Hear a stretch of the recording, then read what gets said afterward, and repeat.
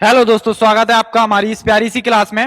हम इसमें देखो, आप देख सकते हो कि यहाँ पे एमपी अस्पताल सहायक 2026 के लिए हिंदी का पूरी आपके लिए महाअभ्यास लेके आए हैं। इसमें मैं आपको बताऊं कि इसमें हम किस तरह से कंप्लीट करने वाले हैं। तो इसमें पूरी 8 क्लासें चलने वाली हैं आपके लिए, और ये अपनी पहली क्लास है। और इसमें किस टाइप से होने वाला है कि देखो, मैं आपको बताऊं कि अपनी ये 8 क्लासें होने वाली हैं। इसमें से आज अपनी ये पहली क्लास है, और अपन इसमें पूरा संपूर्ण अभ्यास जो महाअभ्यास है वो कर लेंगे कि 23 तारीख तक सारा कंप्लीट करा देंगे। और किस टाइप से, तो ट्रिक्स वगैरह जो भी अप्लाई होगी, देखो पढ़ने के लिए तो अपने पास अभी टाइम बचा है ओनली 7 से 8 दिन। तो उसमें क्या अच्छा कर सकते हैं वो करने की कोशिश करेंगे, ठीक है। तो क्या अच्छा कर सकते हैं वो अपन करने की कोशिश करेंगे, और यहाँ पे सारा रिवीजन करा देंगे वो। तो ठीक है, आप देखते चलिए आगे किस टाइप से कराएंगे। सबसे पहले तो आप यहाँ पे देखना कि ये अपने नोट्स वगैरह चल रहे हैं, तो आप यहाँ से इनको खरीद भी सकते हो अपने उस पे जाके। मात्र 39 रुपए में लास्ट रिवीजन इनसे बहुत बेहतरीन हो जाएगा। अगर आप इसको एक बार पढ़ के चले जाना, 39 रुपए तो यार ऐसे ही खर्च कर देते हैं अपन लोग, ठीक है। नेक्स्ट, ये अपने बैच चल रहा है चैनल पे, अगर आप खरीदना चाहो तो खरीद सकते हो, ठीक है। एक रामनिवास सर टेलीग्राम चैनल है, इसको ज्वाइन कर सकते हो। बाकी नेक्स्ट, अभी यहां से देखते हैं कि देखो अपना अस्पताल सहायक है, उसमें क्या सिलेबस आ रहा है जो कि आपके सामने है। अब इसी के अकॉर्डिंग पढ़ेंगे अपन कि जो सिलेबस में ना है ना, उसी को क्लास बाई डे बांट के उसी हिसाब से इसको पढ़ते जाएंगे। अभी आप सिलेबस देखिए कि काव्य खंड, सूरदास के पद, तुलसीदास में भी कुछ ज्यादा नहीं पढ़ना है। राम लक्ष्मण परशुराम संवाद और देव जयशंकर प्रसाद, निराला और नागार्जुन, बस इनके अलावा कुछ नहीं पढ़ना है। इसी से आएगा क्वेश्चन। देखो पहली बार हॉस्पिटल असिस्टेंट का पेपर हो रहा है, तो किसी को कुछ नहीं पता, सब लोग इसी के आधार पे आपको पढ़ाएंगे और सब कुछ बताएंगे। मैं बहुत कुछ एनालिसिस करके लाया हूं ये इस क्लास को, तो आप यहां से विश्वास कर सकते हो, ठीक है। बाकी ये अपना सिलेबस है। स्वयं प्रकाश, नेताजी का चश्मा, रामवृक्ष बैनीप्रुई, बाल गोविंद भगत, यशपाल, लखनवी अंदाज, मन्नू भंडारी, एक कहानी, यह भी ठीक है। और व्याकरण में, और यहाँ पे देख सकते हो कि व्याकरण में रस, अलंकार, संधि, समास, लोकोक्ति, मुहावरे, छंद, दोहा, चौपाई और कवि लेखक परिचय, और रचनात्मक में पत्र लेखन, निबंध, अपठित गद्यांश और पद्यांश, इन सबका इसमें वेटेज है, ठीक है। नेक्स्ट, ये कृतिका भाग 2, माता का आंचल, जॉर्ज पंचम की नाक और साना साना साना हाथ जोड़ी, इन सबको पढ़ना है, बाकी कुछ नहीं, ठीक है। इन सब के अलावा कुछ नहीं पढ़ना है। अब यहां से देख सकते हो कि यहाँ व्याकरण है, तो इसमें ज्यादा जटिल क्या है, मतलब कठिन, तो इन सबको देखो ये रचना है, इनको तो अपन को याद करनी पड़ेगी। तो एक बार मैं आपको यहां से कंप्लीट करा दूंगा। बाकी इसमें कराने लायक क्या है, तो रस, अलंकार, संधि, समास, लोकोक्तियां, मुहावरे, छंद, चौपाई, दोहा, इन सबको थोड़ा पढ़ा जा सकता है। तो इसको मैं अभी ये फर्स्ट क्लास में इनको लेके आया हूं आपके लिए, और सेकंड आपके लिए शेड्यूल कर दी जाएगी कि किस डे में कौन सा मतलब चैप्टर रहेगा। ये आज पहली क्लास है, इसलिए आपको थोड़ा इंट्रोड्यूस करा जा रहा है। बाकी आपकी क्लास कंटिन्यू ठीक से चलेगी, ठीक है। अब यहां से देखो, यहां से अपने क्वेश्चंस स्टार्ट होते हैं, ठीक है। पहले मैं आपके कमेंट्स ले लेता हूं कौन कौन आ चुके हैं।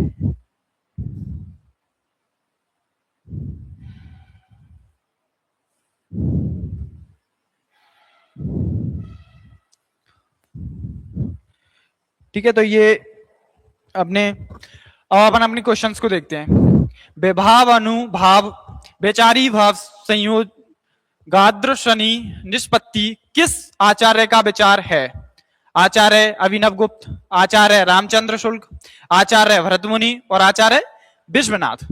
तो देखो सबसे पहले क्या पूछा है उसने कि ये रस को किस प्रकार डिफाइन किया गया है। सबसे पहले अपन रस पढ़ेंगे, फिर छंद, फिर अलंकार, इसी टाइप से सारा कंप्लीट हो जाएगा एक बार में, ठीक है। तो यहाँ पे क्या बोल रहा है, विभाव, ये किसने परिभाषा दी है, कौन से ने, तो आप बताइए।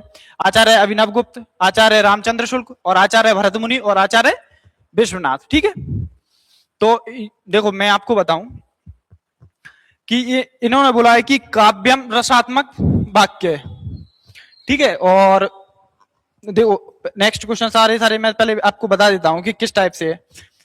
यहां से सॉरी, भरत मुनि के अनुसार रसों की संख्या कितनी है, रसों के स्थायी भाव वगैरह। और यहां से एक सेकंड रुकना, हाँ यहां से अपने ये छंद वगैरह स्टार्ट हो गए हैं। पहले अपन छंद को पढ़ लेते हैं, फिर रसों को स्टार्ट से दोबारा से कर लेंगे, ठीक है। तो यहां देखते हैं छंद शास्त्र में गणों की संख्या कितनी है, 6 7 8 9। गणों की संख्या कितनी है, 6 7 8 9। तो यहाँ पे छंद शास्त्र में गणों की संख्या है 8। अब 8 किस प्रकार से है, तो ये आपको, आपने ये देखा होगा कि यमाता राजवान सलगा, उससे आपको इसे याद रखना है, ठीक है। तो कैसे, अब वो मैं आपको बताता हूं, ठीक। यमाता राजभान सलगा,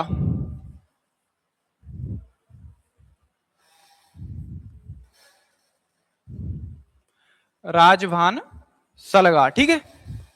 यमाता राजभान सलगा, बस ये सूत्र है, इसी को याद रखना है बस, बाकी कुछ नहीं। इसको याद रख सकते हो, यमाता राजभान सलगा। अब इसको अप्लाई कैसे करना है ये भी याद रखना है, ठीक है। तो सबसे पहले या से यगड़, मा से मगड़, ता से तगड़, रा से रगड़, जा से जगड़, भा से भगड़, ना से नगड़, सा से सगड़, ला से लगड़ और गा से, ठीक है। तो ये कंफर्टेबल नहीं हो रहा मुझे, क्लास डाउन करो, हटा दूं क्लास। मेरी तबीयत थोड़ी डाउन हो रही है, तबीयत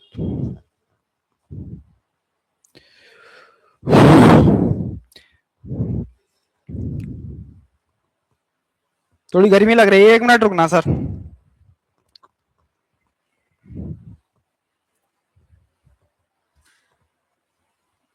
Ram Ram sir, Ram Ram, Radhe Radhe sir ji. C option बिल्कुल राइट।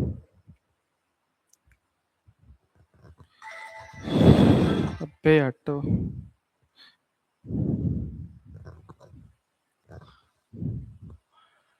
अभी मैं आपको इन सबको समझाता हूं पहले, ठीक है। देख लेते हैं, थोड़ा दिमाग डिप्रेशन में है तो थोड़ा समझ सकते हो, ठीक है। निम्नलिखित में से कौन सा छंद अर्ध सम्मात्रिक छंद है, चौपाई, रोला, दोहा, हरि गीत का। तो अर्ध सम्मात्रिक छंद कौन कौन से होते हैं, देखो मैं बताऊं आपको कि सबसे पहले के छंद कितने प्रकार के होते हैं। तो छंद 3 प्रकार के होते हैं, मात्रिक छंद, वार्णिक छंद, ठीक है। मात्रिक छंद और वार्णिक छंद, इसको चला देना थोड़ा, हाँ ये चलने लगी,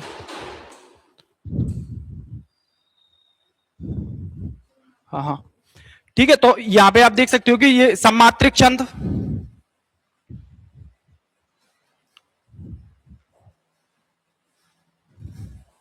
सम्मात्रिक छंद एक, दूसरा अर्ध सम्मात्रिक छंद,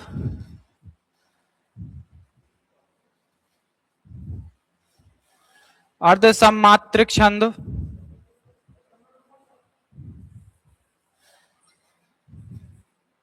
और तीसरा विषम मात्रिक छंद। यहां पे करते हैं कि तीसरा विषम मात्रिक छंद, ठीक है।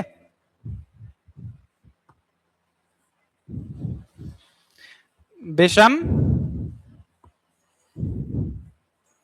मात्रिक छंद। तो यहां पे आप सम्मात्रिक छंद देखते हो, तो सम्मात्रिक छंद में कौन कौन से आते हैं, सम्मात्रिक छंद में आते हैं चौपाई,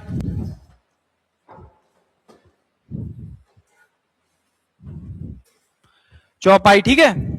और दूसरा रोला, और तीसरा गीतिका,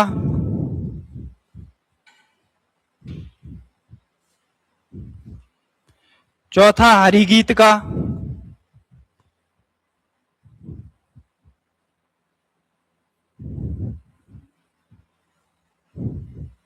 चौथा हरि गीत का, और पांचवा वीर या आलाहा। अब इनको देखते हैं,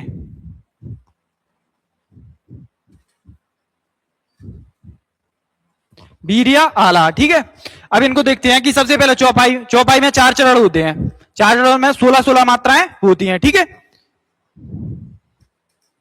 राधे राधे, बिल्कुल राधे राधे। अब यहां से देखते हैं कि चौपाई में 4 चरण होते हैं और 16-16 मात्राएं होती है। प्रत्येक चरण में 16-16 मात्राएं होती हैं। मैं आपको बताऊं यहां से, प्रत्येक चरण में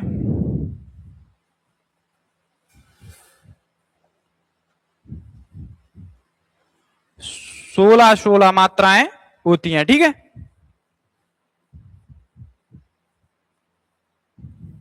16-16 मात्राएं होती है। यहां से रोला, अब रोला को कैसे याद रखेंगे? जैसे मैं आपको एक स्टोरी बताता हूं कि ये रोला है। अभी आप यहां से आपकी जॉब लग जाएगी, जब ये हॉस्पिटल असिस्टेंट में आपकी जॉब लग जाएगी तो आपकी शादी होने वाली है, और शादी होगी तो माना कि 11 लाख चढ़ने वाले थे और आपकी ससुराल वाले थोड़े एक्टिव निकले, उन्होंने 13 लाख चढ़ा दिए, तो फिर क्या हो जाएगा? रोला हो जाएगा, क्योंकि 11 चढ़ने थे और 13 चढ़ गए। तो एक साइड से समाज में जहां पर रहते हैं उस हिसाब में थोड़ा रोला हो जाएगा। तो उसी हिसाब से याद रख सकते हो कि 11 विषम पद में 11-11 मात्राएं होती है और सम पद में 12 मात्राएं होती है। जैसे पहले और तीसरे में 11-11 और दूसरे और चौथे में 13-13 मात्राएं होती है। तो 11 और 13 के योग से 24 मात्राएं होती हैं। 24, यहां से इसको हटा देते हैं, 24 मात्राएं होती हैं।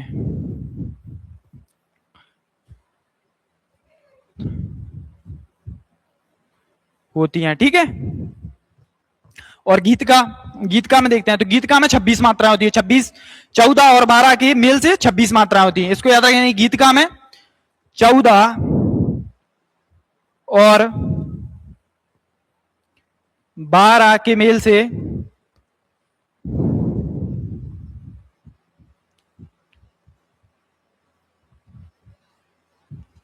26 मात्राएं होती हैं। ठीक है,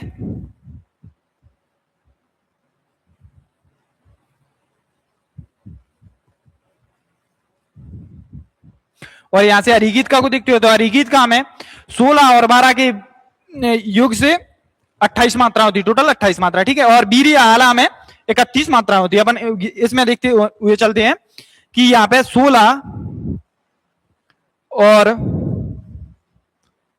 12 से टोटल 28 मात्राएं होती हैं। ठीक है, 28 मात्राएं होती हैं। और यहां पे देखते हैं कि ये 16 और 15 से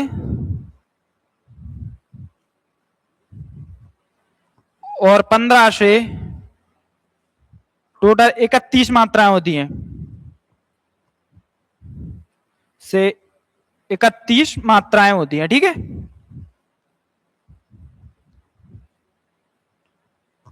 इकतीस मात्राएं होती है। यहां से इसको तो समझ लिया अपन ने कि सम्मात्रिक छंद में कौन कौन से सबसे, देखो मैं आपको एक इजी वे से मैं समझाता हूं, थोड़ा कॉपरेट करिएगा क्योंकि थोड़ी तबीयत डाउन है, उस हिसाब से थोड़ा यहां दिक्कत हो रहा है? मैं आपको बताता हूं, पहले आपकी कमेंट ले लूं।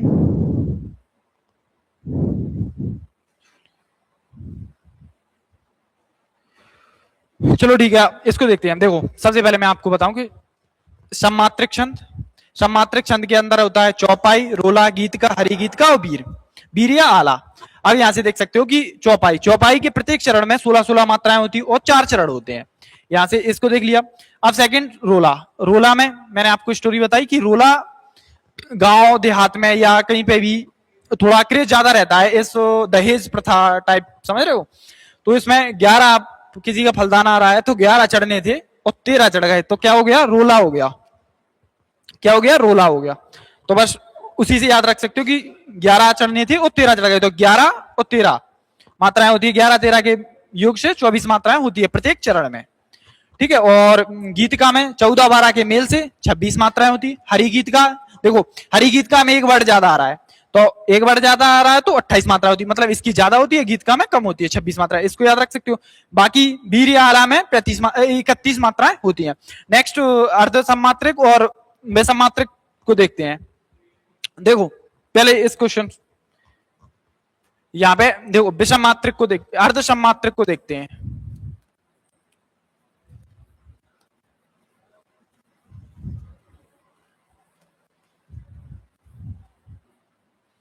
अर्ध सम्मात्रिक छंद। अर्ध सम्मात्रिक छंद कौन कौन से होते हैं? सबसे पहले दोहा, दोहा का उल्टा सोरठा, सोरठा फिर बरवे, फिर उल्लाला। ठीक है, इन सबसे पहले दोहा, यहां पे नोट करते हुए चलेंगे कि दोहा, सोरठा,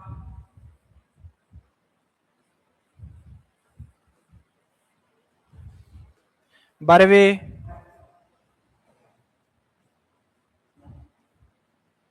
और उल्लाला। नंबर 4 उल्लाला।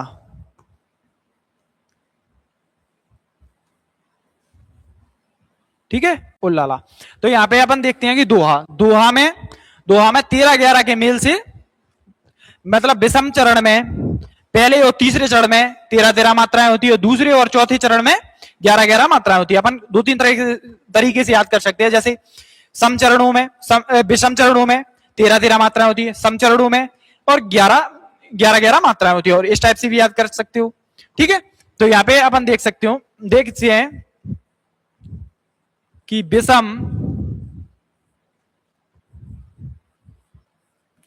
विषम चरणों में 13 व सम चरणों में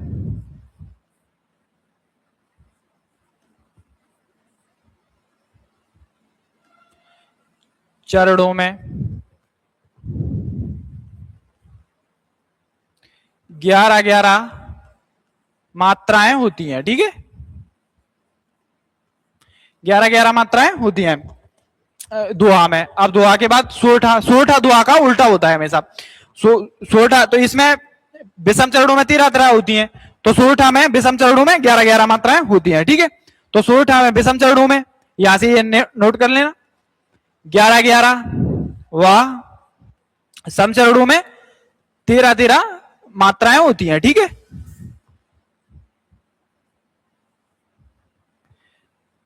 तेरह मात्राएं होती हैं। ठीक है,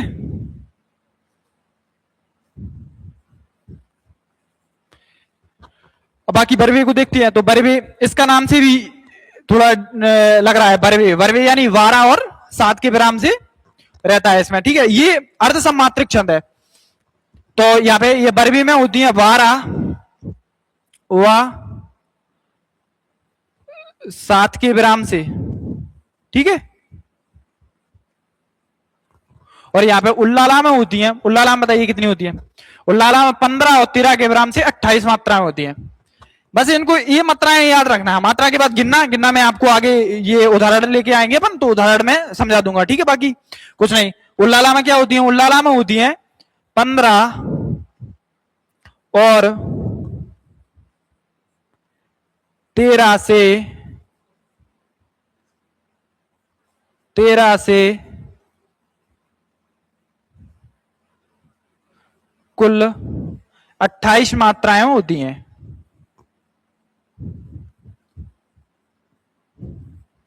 28 मात्राएं होती है। ठीक है, बाकी अपन ने अर्ध सम्मात्रिक छंद देख लिया, पहले सम्मात्रिक छंद, फिर अर्ध सम्मात्रिक छंद। अब देखते हैं विसम्मात्रिक छंद। ठीक है, चलो विसम्मात्रिक छंद को अभी देखते हैं। पहले ये क्वेश्चन देख लिए कि सोरठा छंद के प्रथम चरण में कितनी मात्राएं होती हैं। मैंने आपको बताया कि सोरठा किसका उल्टा होता है? दोहा का उल्टा। तो बताइए सोरठा छंद में कितनी मात्राएं होती हैं? जी बिल्कुल, सोरठा दोहा का उल्टा होता है। हाँ, तो बताइए क्वेश्चन का आंसर बताइए, सोरठा छंद के प्रथम चरण में कितनी मात्राएं होती हैं? बताइए।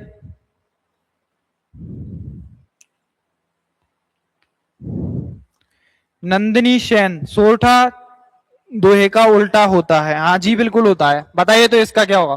सोरठा छंद के प्रथम चरण में कितनी मात्राएं होती हैं? तो देखो, सोरठा दोहा का उल्टा होता है। दोहा के प्रथम चरण में 13 मात्राएं होती हैं, प्रथम और तृतीय चरण में 13-13 मात्राएं होती है, और दूसरे और चौथे चरण में 11-11 मात्राएं होती है। इसमें उल्टा हो जाएगा, तो इसका राइट आंसर हो जाएगा ऑप्शन सी। इसका राइट आंसर हो जाएगा ऑप्शन सी। ठीक है, कि सोरठा छंद के प्रथम चरण में कितनी मात्राएं होती है? 11 मात्राएं होती हैं। ठीक है, प्रथम और तृतीय में 11-11 मात्राएं होती हैं, और द्वितीय और चतुर्थ में 13-13 मात्रा होती है। अब यहां से देखते हैं कि निम्नलिखित पंक्तियों में कौन सा छंद है जय हनुमान ज्ञान गुण सागर, जय कपीस तिहुँ लोक उजागर। अब देखो इसकी मात्रा निकालते हैं अपन पहले तो। जय की 1 1 और ये 1 और इसकी 2 1 2 1 1 1 2 1 और 1। अब गिन लीजिए 1 2 3 4 2 6 7 7 और 3 10 10 और 2 12 12 12 और 2 14 15 16। तो ये कितनी हो गई 16। तो 16 मात्राएं बताइए किसमें होती हैं। यहां से नीचे भी लिख लेते हैं 1 1 1 2 1 1 1 2 1 1 2 1 1 2 1 3 3 और 2 5 6 7 8 2 10 12 2 14 और 2 16। यहां पे भी 16। तो प्रत्येक चरण में 16 16 मात्राएं किस छंद में रहती हैं बताइए। तो इसका राइट आंसर हो जाएगा ऑप्शन बी चौपाई। जय हनुमान ज्ञान गुण सागर, जय कपीस तिहुँ लोक उजागर। प्रत्येक चरण में 16 16 मात्राएं। अब आपको गिननी कैसे है ये आपको समझ में आया कि नहीं। अब मैं आपको दोबारा समझाता हूं। देखो जहां छोटा वर्ड हो जैसे कि ये छोटा आ, छोटी ई, छोटा ऊ, इनके लिए एक मात्रा लगती है। और जैसे बड़ा आ, इनके लिए एक मात्रा, एक मात्रा और दो मात्रा, दो मात्रा लगती हैं। बड़ा आ, बड़ी ई और बड़ा ऊ और ए, आए,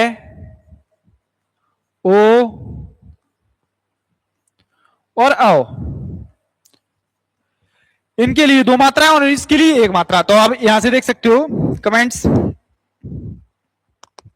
चौपाई बिल्कुल बिल्कुल बी बी बी बी बिल्कुल राइट। अब बताइए देखो यहां से देख सकते हो जय छोटा था तो एक मात्रा, या एक मात्रा। हाँ देखो इनमें ये व्यंजन है, व्यंजन स्वर की सहायता से बनते हैं। तो इसमें जा को तोड़ेंगे ना, यहाँ पे आप एक बात भी देखना कि जा को तोड़ेंगे तो इस टाइप से टूटेगा, जा प्लस आ। तो इस आ की मात्रा कितनी है एक, जागा तो कुछ नहीं है क्योंकि वो व्यंजन है, व्यंजन का कुछ नहीं रहता। स्वर है, स्वर की मात्रा रहती है हमेशा। स्वर, स्वर को तोड़ेंगे जा को तो जा प्लस आ, तो जा प्लस आ इसीलिए इसकी एक। जा और या भी इसी टाइप से टूटेगा तो या की भी 1, तो एक एक हा की, और ये छोटी की छोटा ऊ की मात्रा है तो इसलिए ए, और ये बड़ा वाला है तो इसलिए 2। यहां से ना की एक, या दो, छोटी 2 1 1, इसी टाइप से 16 16 मात्राएं होती हैं। ठीक है, इतना तो शायद समझ आ गया हो आपको। नेक्स्ट देखते हैं छंद कितने प्रकार के होते हैं। छंद 3 2 5 4। छंद कितने प्रकार के होते हैं बताइए। तो ये सम्मात्रिक छंद, नहीं बाणिक छंद और मात्रिक छंद, और एक और कौन सा होता है बताइए। तो यहां पे ये 3 प्रकार के होते हैं। छंद 3 प्रकार के होते हैं बताइए। चलो मैं आपके कमेंट्स देख लेता हूं। चौपाई नेक्स्ट, नेक्स्ट का आंसर देना है आपको बताइए। जी बिल्कुल 3। मैं पानी पी लूं थोड़ा, एक सेकंड। पानी कहाँ है, ये पानी की बोतल दो ना।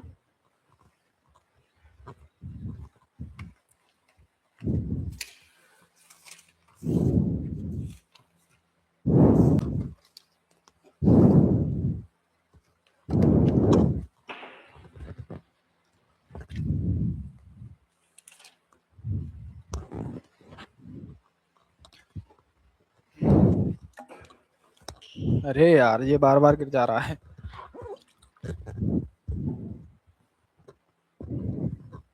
खो गया, मिल गया। हाँ इधर क्या देखते हैं, छंद कितने प्रकार के होते हैं। 3 2 5 और 4। तो छंद 3 प्रकार के होते हैं, ये तो आपको पता है कौन कौन से होते हैं।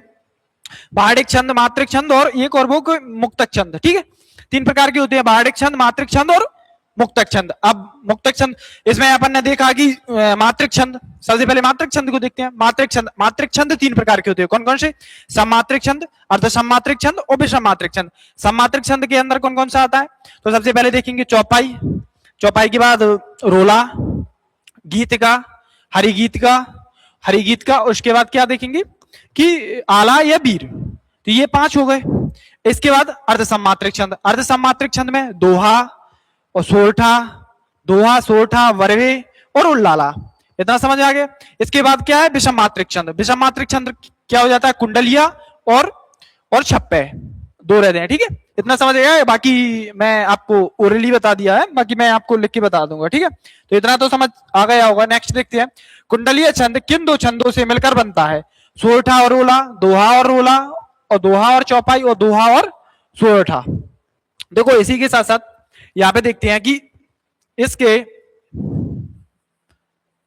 ये यहां पे देखते हैं कि कुंडलिया में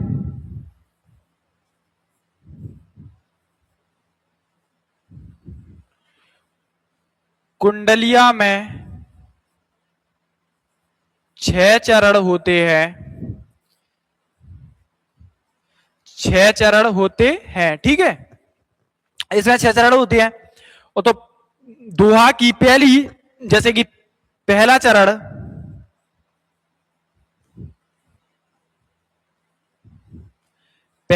होता है दोहा का पहला व दूसरा मिलाकर। ठीक है, पहला व दूसरा मिलाकर दोहा के पहले और दूसरे को मिला देंगे, तब कुंडलिया का पहला चरण बनता है। इसी तरह दूसरा चरण, अगर कुंडलिया का दूसरा चरण बनाना है तो यहां पे देखेंगे कि दूसरा चरण बनाना है, कुंडलिया का दूसरा चरण बनाना है। तो बताइए कैसे? इसका पहला और दूसरा मिलाकर इसका कुंडलिया का पहला चरण बना दिया। अब यहां पे दूसरा चरण बनाने के लिए इसकी थर्ड व फोर्थ को मिला देंगे। ठीक है, अब दो चरण बन गए। इसके 6 चरण होते हैं कुंडलिया के, ये आपको याद रखना है। इसका राइट आंसर तो ऑप्शन बी हो जाएगा, दोहा और रोला। तो इसमें दोहा की तो पहले 4 चरण होते हैं, उसमें तो 4 को मिला के 2 बना दी। अब इसके बाद 4 और एक्स्ट्रा लेने हैं, तो एक्स्ट्रा ये रोला के ले लेंगे। तो रोला का पहला, इसमें ये तीसरा हो जाएगा, तीसरा चरण रोला का पहला, रोला का पहला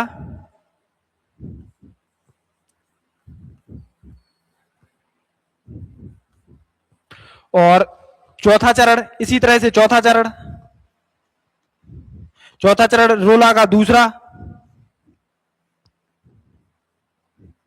रोला का दूसरा। इसी तरह से पांचवा चरण रोला का तीसरा,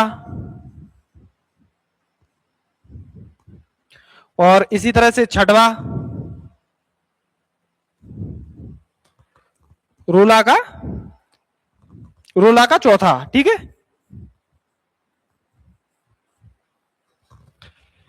इस टाइप से अपनी ये कुंडलीय छंद बनता है। कुंडलीय छंद की 6 चरण होते हैं, इसको याद रखना है। बाकी इसके अंदर कुछ नहीं पूछा जाएगा, अगर पूछा जाए तो इसी टाइप से पूछा जाएगा, इससे बाहर नहीं जाएगा भाई, एक बार बस विश्वास कर लो।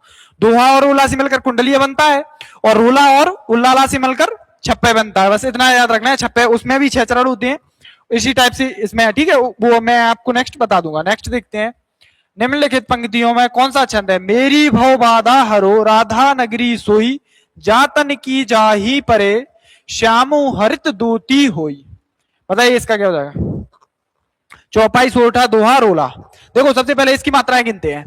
ये इसमें 2, इसकी 2, 1 1 2 2 1 2, तो गिन लीजिए कितने हुए? 2 4 2 6 2 8 2 10 12 1 13।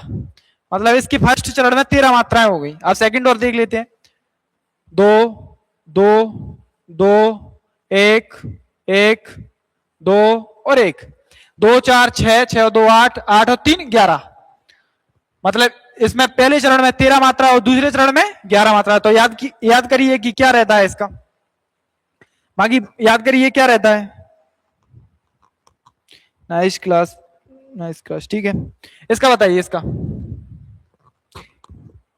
अभी आप आंसर दे रहे हो ए तो नहीं होगा, चलो एलिमिनेट कर दिया, ये नहीं होगा। बाकी बताइए। चौपाई, सोरठा, दोहा, रोला। तो पहले चरण में इसमें कितना निकला है अपना? 2 4 4 और 5 6 6 और 2 8 10 11 और 2 13। तो फर्स्ट में निकला है 13 और सेकंड में निकला है 11। तो 13 11 के विराम से क्या रहता है बताइए? तो 13 11 के विराम से रहता है दोहा। तो यहां पे हो जाएगा इसका राइट आंसर ऑप्शन सी दोहा। ठीक है, इसका हो जाएगा ऑप्शन सी दोहा। ये तो शायद समझ में आ गया होगा। इसके बाद नेक्स्ट देखते हैं, नेक्स्ट अलंकार है अपने। अलंकार के लिए मैं बढ़िया शॉर्ट ट्रिक आपके लिए अलग से लेके आया हूं।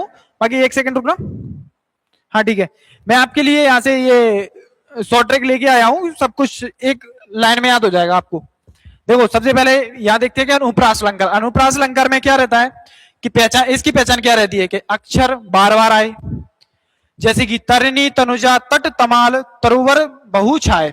जैसे अक्षर या वर्ड, कोई वर्ड है ना, एक अक्षर, ओनली एक अक्षर बार बार आएगा। अगर कोई शब्द बार बार आ जाए तो फिर शब्द नहीं आएगा इसमें आएगा क्या, वर्ड बार बार आएगा। जैसे देखो तरनी में ता, तनुजा में ता, तट तमाल तरुवर बहु छाए, तो इसमें ता बार बार रिपीट हो रहा है, तो ये हो जाएगा अनुप्रास अलंकार।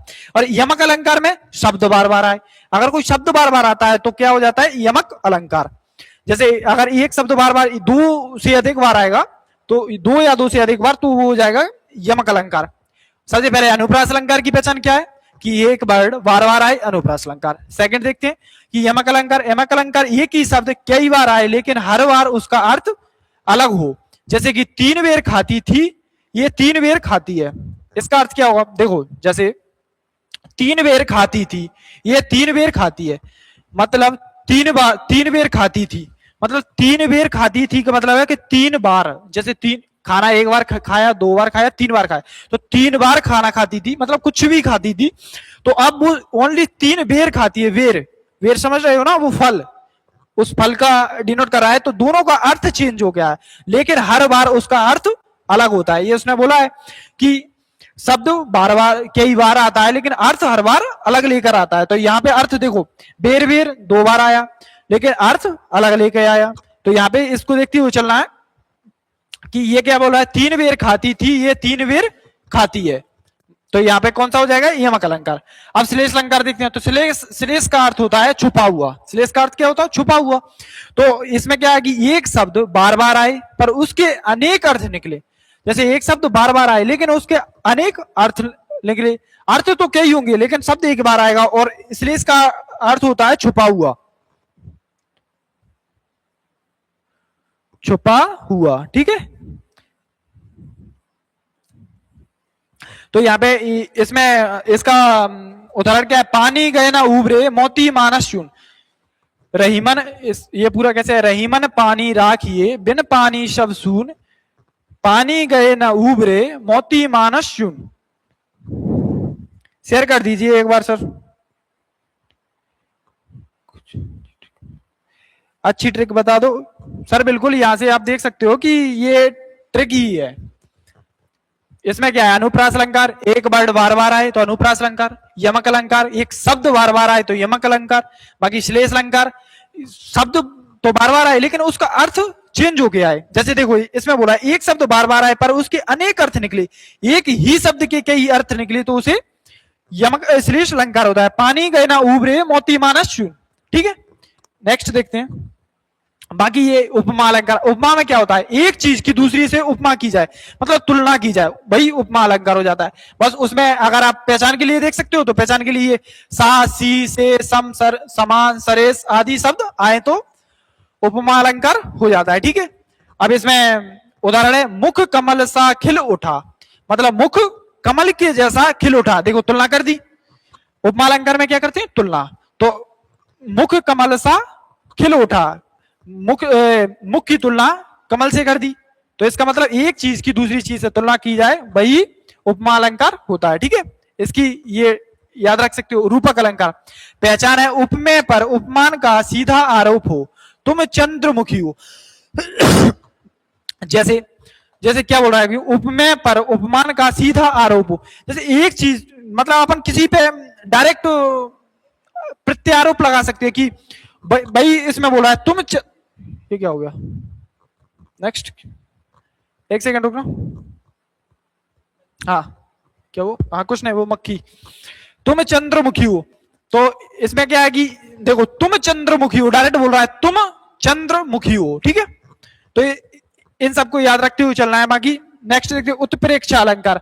उत्प्रेक्षा में क्या होता है, जन मन जानू मानू जनहू मनहू, इस प्रकार के कोई भी वर्ड मिल जाना आपको समझ लीजिएगा कि उत्प्रेक्षा डायरेक्ट लगा देना। बाकी यहाँ पे मनु मनु मानो मनहू जन जनू जानो जनहू आदि शब्द आए तो उत्प्रेक्षा अलंकार हो। मुख मनु लसे मयंक, मुख मनु लसे मयंक, देखो ये आ गया वर्ड मनु और इसमें बोला है मनु मानो मनहू जनू जानो जनहू आदि शब्द आए तो। ठीक है, नेक्स्ट देख लेते हैं।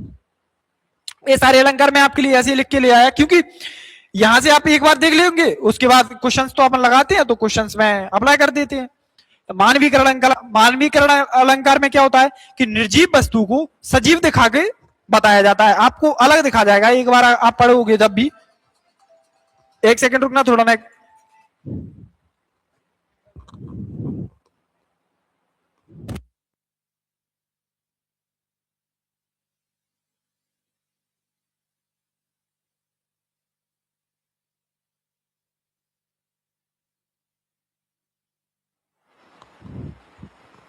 सॉरी सॉरी यार, आवाज आ रही है, आवाज आ रही है सर?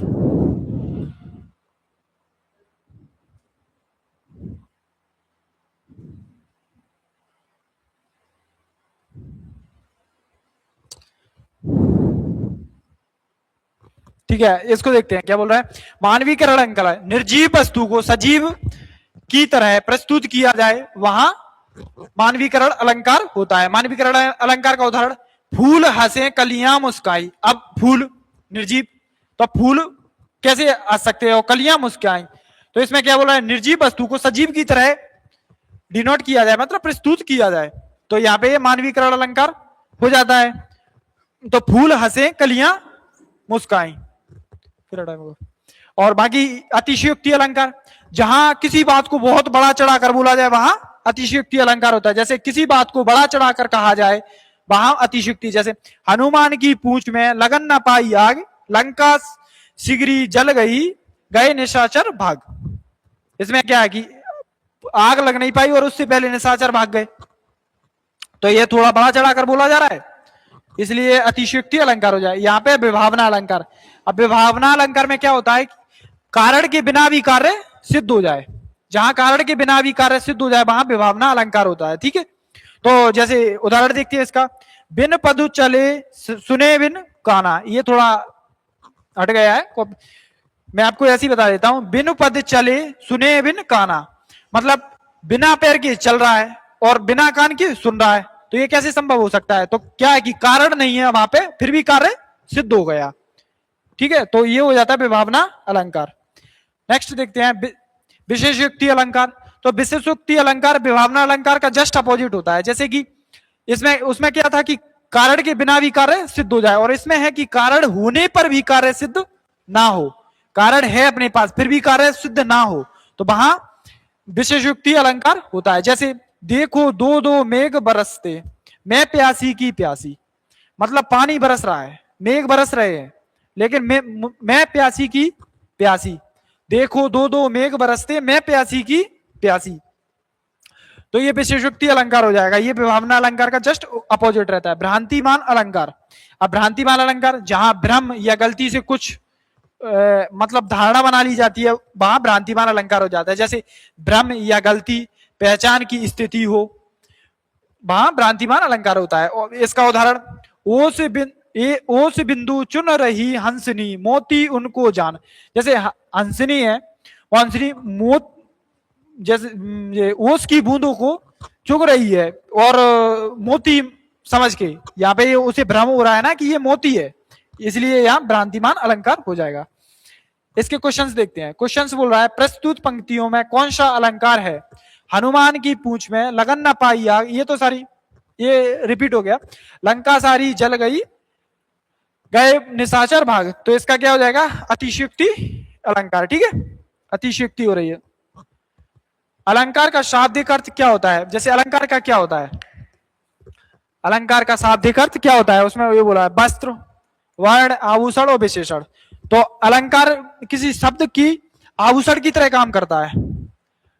ये किसकी तरह काम करता है? आभूषण की तरह, इसीलिए इसका हो जाएगा आभूषण। नेक्स्ट देखते हैं, जहां बिना कारण के कार्य का होना पाया जाए वहां कौन सा अलंकार होता है? देखो अभी मैंने आपको बताया कि जहां कारण ना हो वो कार्य सिद्ध हो जाए तो वहां कौन सा अलंकार होता है? ये यही पूछ रहा है, बताइए। विभावना, विशेषोक्ति, विरोधाभास और भ्रांतिमान। जहां कारण नहीं है वो कार्य सिद्ध हो जाए तो वहां होता है विभावना अलंकार, और जहां कारण हो और फिर भी कार्य सिद्ध ना हो तो वहां कौन सा होता है? विशेषोक्ति अलंकार। ये हो रहता है, ठीक है। और विरोधाभास में विरोध रहता है और भ्रांतिमान में यही मन की गलत सलत धारणा बना ली जाती है, वही भ्रांतिमान अलंकार हो जाता है। नेक्स्ट है, रहीमन पानी राखिए बिन पानी सब सून, पानी गए ना उबरे मोती मानस चून। तो देखो ये सेम रिपीट हो गया है वही। नेक्स्ट देखते हैं, खग कुल कुल सा बोल रहा, किसले का अंचल डोल रहा। उपयुक्त पंक्ति में रेखांकित शब्द कुल कुल में कौन सा अलंकार है? तो दो बार रिपीट हुआ है इसमें।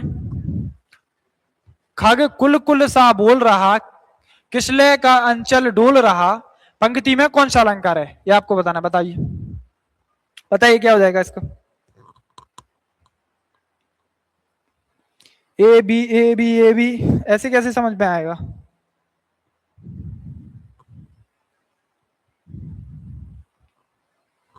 हाँ बताइए इसका क्या हो जाएगा? अनुप्रास अलंकार, यमक अलंकार, श्लेष अलंकार और रूपक अलंकार।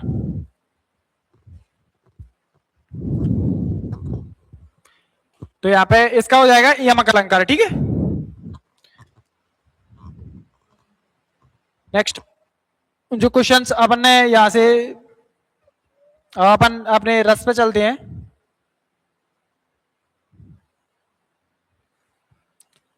हिंदी साहित्य रस के अंतर्गत विभाव के कितने भेद होते हैं?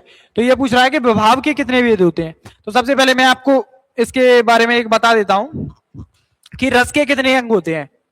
रस के बारे में बताऊं तो रस के 4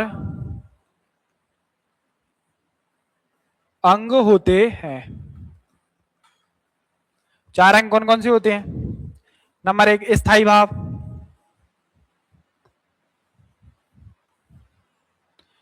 स्थायी भाव। नंबर 2 विभाव,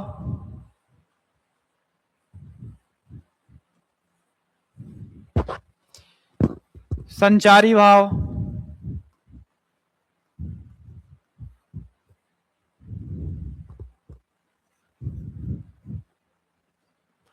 यहां पे क्या हो जाएगा? संचारी भाव, और एक और हो जाएगा अनुभाव। कहां लिखती हूं?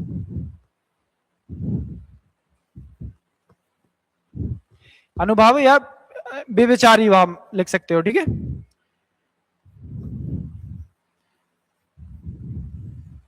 व्यभिचारी भाव। अब यहां पे देखो क्वेश्चन में क्या बोला है आपसे? क्वेश्चन में बोल रहा है कि विभाव के अंतर्गत कितने भेद होते हैं। तो देखो इसके अंतर्गत 2 होते हैं, आलंबन विभाव और उद्दीपन विभाव, ठीक है। आलंबन विभाव और उद्दीपन विभाव। अब यहां से देखिए स्थायी भाव, स्थायी भावों की संख्या 9 होती है और भरतमुनि के अनुसार 8 रहती है। इस बात को याद रखना है कि भरतमुनि के अनुसार 8 रहती है, और वैसे सभी ज्यादातर ये रसाज्ञ है पुराने हुए उन सब ने 9 माना है, तो 9 ज्यादातर मान के हुए चलते हैं। और संचारी भावों की संख्या 33 होती है और विभावों की संख्या, ये विभावों की संख्या 2 होती है और व्यभिचारी भावों की संख्या 4 रहती है। इसको देखना है अपन को। स्थायी भाव 9 होते हैं, विभाव 2 होते हैं, संचारी भाव 33 होते हैं, व्यभिचारी भाव 4 रहते हैं, ठीक है। अब नेक्स्ट क्वेश्चन देखते हैं अपना। क्वेश्चन में क्या बोला था? हिंदी साहित्य रस सिद्धांत के अंतर्गत विभाव के कितने भेद होते हैं? तो आलंबन विभाव और उद्दीपन विभाव। इसका तो ठीक है, नेक्स्ट देख लेते हैं। भरत मुनि के अनुसार रसों की संख्या कितनी है? तो भरत मुनि के अनुसार अभी मैंने आपको बताया कि 8 रहती है और बाकी सभी ने 9 को माना है। सांत रस को भी उन्होंने उसमें काउंट किया है तो 9 मान लेते हैं, ठीक है। इसको याद रखना है। बाकी भरत मुनि के अनुसार 8 है, कई बार एग्जाम्स में पूछा जाता है। अब यहां से आप इसको देख सकते हो कि रस, श्रृंगार रस का स्थायी भाव रति, हास्य का हास, करुण का शोक, रौद्र का क्रोध, वीर का उत्साह, भयानक भय, भयानक का भय, विभत्स रस का जुगुप्सा या घृणा, अद्भुत रस का विस्मय, शांत का निर्वेद। ठीक है, इनको थोड़ा एक बार देख लेना। बाकी नेक्स्ट, निज दिन बरसत नैन हमारे, पंक्ति में कौन सा रस है? निस दिन बरसत नैन हमारे, पंक्ति में कौन सा रस है, ये आपको बताना है। श्रृंगार रस, वीर रस, करुण रस और हास्य रस। तो देखो मैं आपको बताऊं कि यहाँ पे ये श्रृंगार रस के दो भाव होते हैं। कौन कौन से? संयोग श्रृंगार। कौन कौन से होते हैं? संयोग श्रृंगार,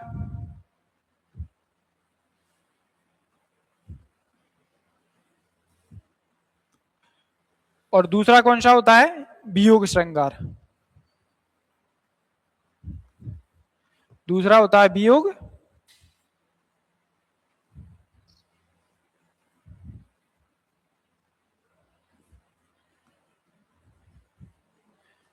वियोग श्रृंगार। ठीक है, तो इसमें निस दिन बरसत नैन हमारे, ये पूछ रहा है, तो निस दिन नैन ये वियोग के कारण रो रहे हैं, तो वही निस दिन बरसत नैन हमारे, तो इसमें क्या हो जाएगा? वियोग श्रृंगार। तो इसका राइट आंसर हो जाएगा श्रृंगार रस। ठीक है, नेक्स्ट देखते हैं, निम्नलिखित पंक्तियों में कौन सा रस है? हाय राम कैसे झेले हम अपनी लज्जा, अपना शोक गया हमारे ही हाथों से, अपना राष्ट्रपति परलोक। बताइए तो इसका क्या हो जाएगा? देखो पढ़ते ही समझ आ जाता है कि क्या होने वाला है इसमें। इसमें क्या हो रहा है? हाय राम कैसे झेले हम अपनी लज्जा, अपना शोक गया हमारे ही हाथों से, हमारा अपना राष्ट्रपति परलोक। तो देखो इसमें वीर रस, वीर हो जाएगा, वीरता की कोई बात कही जा रही है इसमें? नहीं। उत्साह या वीर की कोई बात कही जा रही है? नहीं। करुण या शोक, रौद्र या रौद्रस और आसरा, हंसने की कुछ बात बता रहा है इसमें? नहीं। रौद्र रस, रौद्र मतलब गुस्सा वाली कोई बात बता रहा है? नहीं। तो इसमें क्या बता रहा है? इसमें बता रहा है करुणा, करुणा या सुख, दुख भरी बात बता रहा है कि अपने ही हाथों से राष्ट्रपिता महात्मा गांधी जो भी है वो परलोक सिधार गए। ठीक है, तो इसका करुणा रस हो जाएगा। नेक्स्ट, निम्नलिखित पंक्तियों में कौन सा रस है? चमक उठी सन 57 में, वह तलवार पुरानी थी। बताइए तो इसमें किस टाइप की? करुणा, देखो करुण रस की तो कुछ बता ही नहीं रहा है इसमें। वीर रस, हास्य रस, भयानक रस। बताइए तो क्या हो जाएगा? वियोग श्रृंगार, बिल्कुल।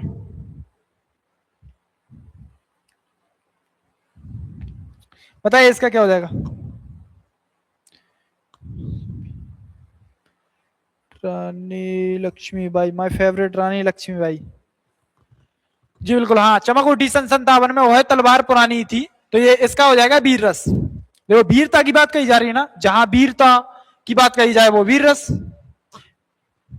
नेक्स्ट, राम को रूप निहारत जानकी, कंकन के नग की परछाई। श्रृंगार रस, करुण रस, वीर रस और रौद्र रस।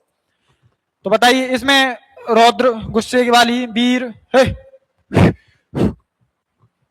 हे भाई हट, सॉरी, ये यहाँ पे देखते हैं, राम को रूप निहारती जानकी कंगन के नग की परछाई। तो श्रृंगार, करुण, वीर और रौद्र। तो यहां इसका राइट आंसर हो जाएगा ऑप्शन ए, श्रृंगार रस, क्योंकि उसमें श्रृंगार की बात बोली जा रही है ना। नेक्स्ट, रसाचार्यों के अनुसार स्थायी भावों की संख्या कितनी है? तो रसाचार्यों के अनुसार तो 9 है और भरत मुनि के अनुसार 8 है। इसको याद रखना है कि भरत मुनि के अनुसार 8 है और रसाचार्यों के अनुसार 9 है। नेक्स्ट, तो ये अपने आज के क्वेश्चंस थे जो कि कंप्लीट हुए। बाकी अपन यहाँ ये अपने नोट्स हिंदी के और बाकी सभी सब्जेक्ट के प्रोवाइड है। ये अस्पताल सहायक के लिए आप चैनल पे जाके एक बार विजिट कर लीजिए और 39 रुपए में प्ले स्टोर से आपको चैनल मिल जाएगा। ये रामनिवास सर करके एप्लीकेशन है, इस टाइप का थोड़ा थंबनेल दिखेगा आपको। ठीक है, वहां से आप डाउनलोड कर सकते हो और 39 रुपए में आपको वहां पे, वैसे 199 का आपको डिस्काउंट मिलके 99 रुपए पे आप खरीद सकते हो। बाकी अपना ये ऑफिशियल चैनल है, इस टाइप से दिखेगा। आप प्ले स्टोर पे जाके डाउनलोड कर सकते हो, ठीक है। और आपको ये पीडीएफ वगैरह सब अपने चैनल पे भी मिल जाएगी, जो कि रामराज सर क्लासेस करके ऐप है, और टेलीग्राम पे भी मिल जाएगी, तो आप यहाँ से इससे कनेक्ट हो सकते हो, ठीक है। बाकी अपनी क्लास को यही एंड करते हैं। नेक्स्ट टॉपिक अगली क्लास में रहेगा आपके लिए, और उसको थोड़ा अच्छे जबरदस्त तरीके से आपके सामने डिलीवर किया जाएगा। बाकी आप जुड़े रहिएगा, आपको 8 क्लास में सारा कंप्लीट करा दिया जाएगा। और आज जितनी भी थ्योरी आपके लिए क्वेश्चंस के बेसिस पे लाई गई, उसके अलावा जो भी हो पाएगा वो सब किया जाएगा, ठीक है। बाकी अपना ख्याल रखना, अपना घर वालों का ख्याल रखना। जय हिंद।